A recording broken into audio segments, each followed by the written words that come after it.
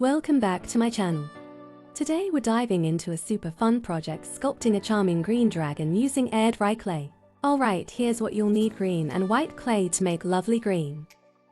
These little creatures are perfect for adding a touch of fantasy to your space. And I love how customizable they are. Let's get started.